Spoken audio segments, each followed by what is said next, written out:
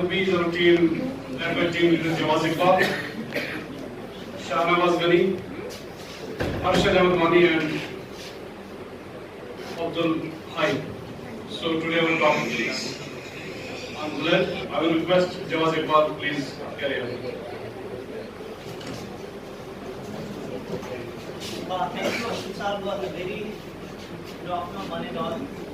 Respected professors, our training in charge, coordinator sir, all other field, senior academic officer, academic officer, RPs and my fellow colleagues. It's a privilege to be the part of this training program.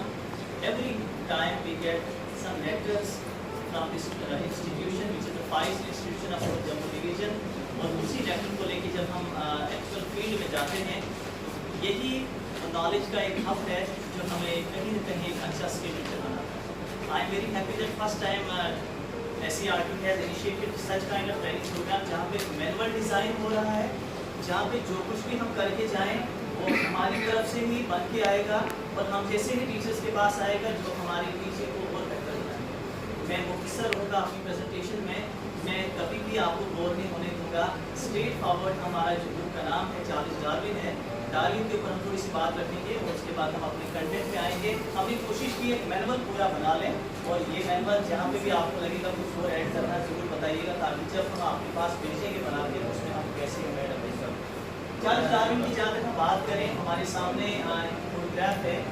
ये 1809 में पैदा होते हैं England के एक शहर में और 1882 में इनकी डेथ हो जाती है। इन्होंने मेडिसिन की स्टडी की एडिनबर्ग यूनिवर्सिटी में और फिर बाद में ये डिविनिटी के ऊपर इन्होंने अपने आप को शिफ्ट किया, लेकिन इस दौरान इन्होंने बहुत कुछ कर दिया और पूरी साइंस की फील्ड को एक नई दिशा दी जिसमें मैन जो हम बात सभी करते हैं हर दिन करते हैं सर्वाइवल का। डार्विन ने मेजॉरिटी ऑफ पॉपुलेशन जो यूरोप की थी उन सब का उस वक्त ये मानना था कि जो ऑलमाइटी है उन्होंने इस पूरी यूनिवर्स को 7 दिन में जो है वो क्रिएट किया और ये डार्विन खुद भी मानते थे उस वक्त। लेकिन स्लोली एंड ग्रेजुअली उनका एक आइडिया जो एवोल्यूशन पे था वो काफ़ी देर तक डिस्कशन में रहा और डार्विन खुद भी उसको नहीं मानते। हालांकि बाद में उसी के ऊपर उन्होंने काम किया और उसी के ऊपर उन्होंने कई सीरीज ऑफ बुक्स जो है वो लिखी और जिन बुक्स में उन्होंने मेंशन किया इसी एवोल्यूशन के बारे में, लेकिन अर्ली स्टेज में डार्विन इस चीज़ को नहीं मानते थे। देन उन्होंने मॉल्टस के आइडिया को फॉलो किया और फिर उन्होंने थ्योरी जो है वो एवोल्यूशन जो है वो प्रपोज की और अपने प्रोसेस ऑफ नेचुरल सिलेक्शन में जो आज भी हम सब पढ़ रहे हैं और आने वाली कई नस्लें इसको पढ़ेंगी। Darwin worked on his theory for 20 years और फाइनली 1858 में उन्होंने इसको ऑफिशियली जो है वो लॉन्च किया और उन्होंने इसको कंक्लूड किया कि यस ये मेरी एक डिस्कवरी है जिसको मैं आज अनाउंस करता हूँ। 1859 में डार्विन ने पब्लिश की ओरिजिन ऑफ स्पीशीज, जिसमें आप जानते हैं नंबर ऑफ सीरीज इन्होंने लिखी हैं और origin of species by means of natural selection and this book was extremely controversial.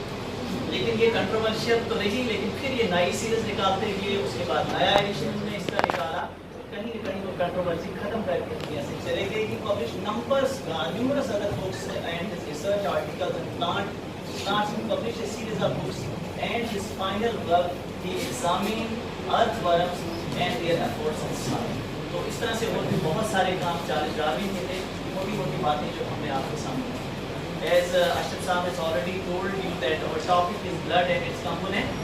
हमारे जो ऑब्जेक्टिव है, we have tried to be the very precise in this presentation। We are with 2 objectives and the first objective we will take today, that is to understand the concept of blood, and the second objective we will try to tell you the components of blood।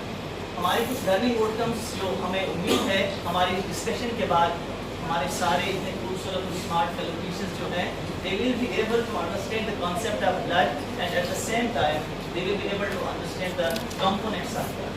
So to start up, हम सब जानते हैं कि हम यहाँ बोल रहे हैं, चल रहे हैं, जो भी कुछ हम यहाँ पे कर रहे हैं हमारे अंदर कुछ न कुछ तो ऐसी बात है जो कंटिन्यूसली फ्लो कर रही है, हमें ये सब करवा रही है और वो एक फ्लूइड है, रेड कलर का एक लिक्विड है जो हमारी बॉडी में हमारे साथ साथ बाकी जितने भी एनिमल्स हैं या जितने भी वर्टिब्रेट्स हैं उनमें ये ब्लड जो है वो फ्लो करता है।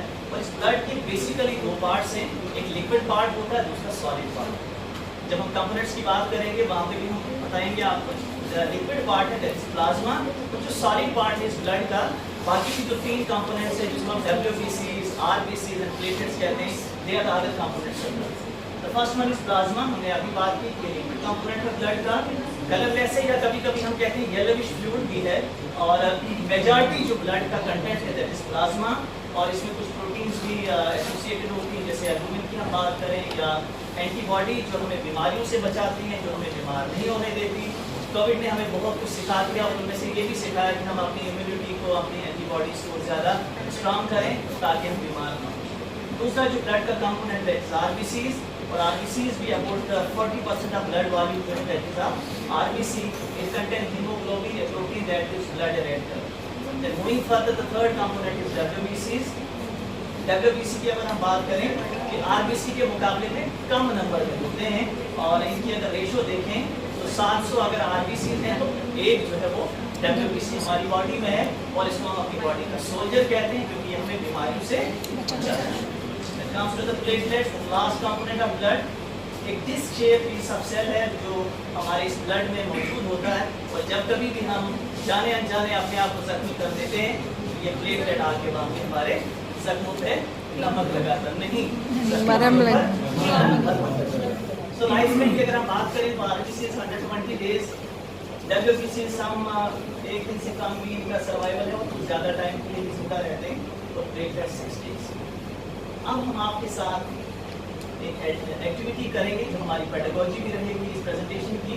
तो इस एक्टिविटी में हमें क्या क्या मटेरियल चाहिए, एक हमें ट्रांसपेरेंट कंटेनर जो हमारे पास है, आप शो करते हैं एक ट्रांसपेरेंट कंटेनर, उसके बाद हमारे पास कुछ बीड्स हैं जो डिफरेंट कलर के हमने बीड्स लाए हुए हैं, जो यहाँ पे हम उनको एक्ट करवाएंगे as WBC, RBC, platelet, plasma हम वाटर को लेंगे। देन हमारे पास वाटर की रिक्वायरमेंट है, red colour, clay and spoon.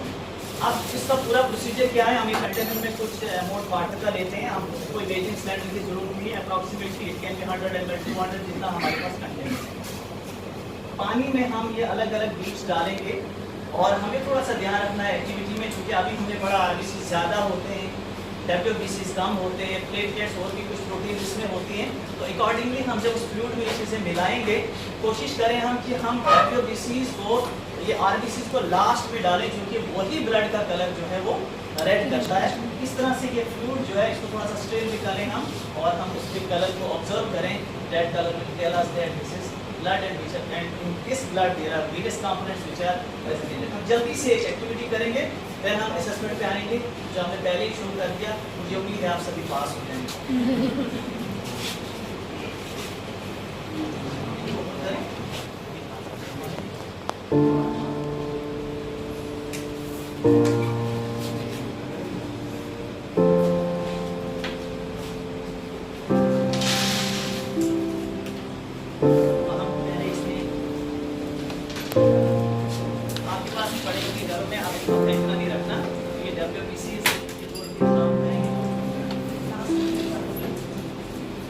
जो छोटे बीड्स हैं इनको प्लेटलेट्स वगैरह में डालते हैं।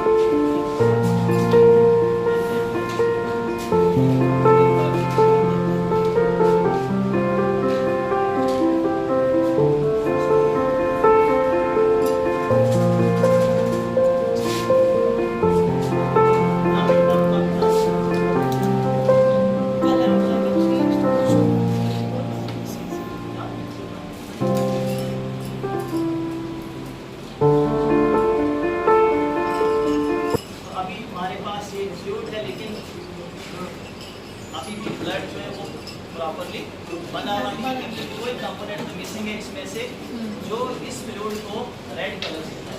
वो हमें मालूम पड़ा कि वो आरबीसीज की कमी अभी इनमें थी, और आप देखिए जो ही आरबीसीज इसमें जाएंगे तो कलर भी चेंज हो जाएगा।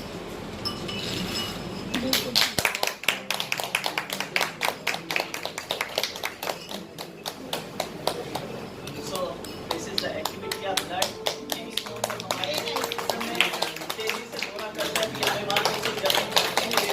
बार-बार हमें एक्साइट करता रहता है, और हमारे पास कुछ असेसमेंट भी है इसके रिलेटेड। और पहला जो क्वेश्चन है हम सब के लिए, that is plasma is the liquid part of blood. मुझे पूरा यकीन है आपको समझ आ रही होगी।